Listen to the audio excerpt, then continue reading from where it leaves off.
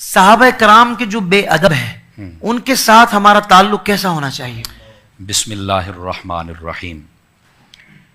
نبی مکرم شفیع اعظم صلی اللہ علیہ وآلہ وسلم جیسا آپ نے ارشاد فرمایا ہے نا، ہمارے تعلقات ویسے ہونے چاہیے۔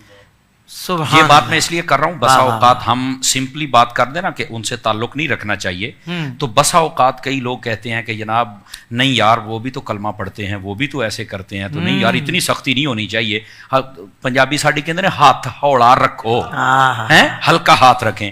تو میں نے کہا یار آپ یہ بات چھوڑیں، مولوی صاحب مجھے یہ بتائیں جیسے ہاتھ حضور نے رکھا ہے ویسے رکھ لیں؟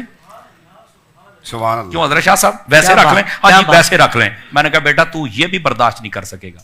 اللہ کہتا وہ کیسے؟ میں نے کہا سنیے حدیث پاک، نبی پاک صلی اللہ علیہ وسلم نے ارشاد فرمایا، وہی حدیث جو میں نے پہلے پڑھی تھی، متن اسی کے ساتھ ابتدائی ملتا ہے، ان اللہ اختارنی واختار لی اصحابی، اللہ نے میرا انتخاب فرمایا پھر میرے صحابہ کا فرمایا۔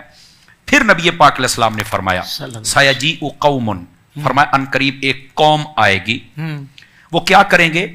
فرمایا کہ یسبون اصحابی وینتقصونہم، میرے صحابہ کرام کو گالیاں بھی دیں گے اور ان میں سے نقص اور عیب نکالیں گے۔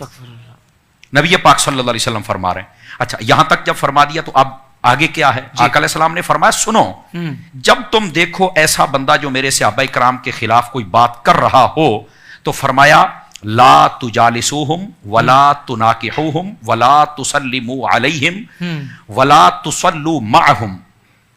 نبی پاک صلی اللہ علیہ وسلم نے ارشاد فرمایا جو میرے صحابہ کرام علیہم رضوان کا بے ادب اور گستاخ ہو، ان کے بارے میں کوئی ایسی نازیبا بات کر رہا ہو، نہ ان کے ساتھ بیٹھنا ہے، نہ ان کے ساتھ رشتہ داری کرنی ہے، نہ رشتہ دینا ہے نہ لینا ہے، کیا بات، نہ روٹی کھانی ہے نہ ڈالنی ہے۔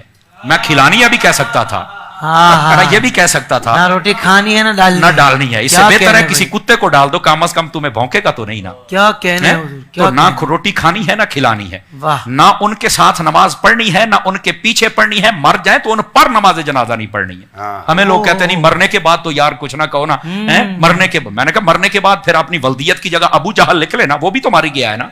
اپنی ولدیت کی جگہ آپ یزید کا نام لکھو، مر ہی گیا ہے نا۔ شرم نہیں آتی ہے تم کو یار؟ بھائی جو کمینہ ہے وہ زندہ بھی کمینہ تھا، مرنے کے بعد بھی کمینہ ہے۔ اگر توبہ کر گیا تو ہمیں بتاؤ کہاں توبہ کر کے گیا ہے۔ تو نبی پاک صلی اللہ علیہ وسلم نے جیسے فرمایا ہے ویسے ان کے ساتھ ہم نے تعلق رکھنا ہے، اور آقا کریم علیہ السلام نے تو واضح کر دیا۔ نبی پاک صلی اللہ علیہ وسلم تشریف فرماتے، حضرت سیدنا عثمان غنی رضی اللہ تعالیٰ عنہ آپ کے ایک آپ کا گستاخ تھا، وہ مر گیا، آپ سے بغض رکھتا تھا۔ ترمذی شریف میں حدیث ہے، نبی پاک صلی اللہ علیہ وسلم کو بتایا گیا کہ فلاں شخص مر گیا، آپ اس کا جنازہ پڑھائیں۔ فرمایا میں تو نہیں پڑھاؤں گا۔ حالانکہ مشکا شریف پڑھ کے دیکھیں، حضرت شاہ صاحب تشریف فرما ہے، حضور نے فرمایا جب تم میں سے کوئی فوت ہو جائے تو مجھے بتانا، میں جنازہ پڑھاؤں گا، جس کا میں جنازہ پڑھاؤں گا اس کی قبر نورانی ہو جائے گی، اس کی قبر میں نور جائے گا۔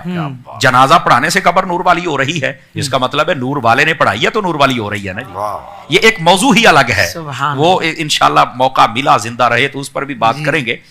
نبی پاک صلی اللہ علیہ وسلم کو بڑی چاہت رہتی تھی میں جنازہ پڑھوں، آج جنازہ دروازے پر آیا، فرمایا ہم نہیں پڑھیں گے۔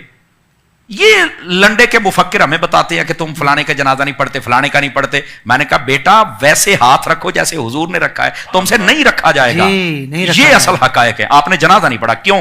وجہ بتائی کہ میرے عثمان سے بغض رکھتا ہے۔ میں نے کہا عثمان سے بغض رکھے، اس کے ساتھ یہ تعلق رکھنا ہے، نہیں جنازہ پڑھنا اس کا، سمجھ آئی؟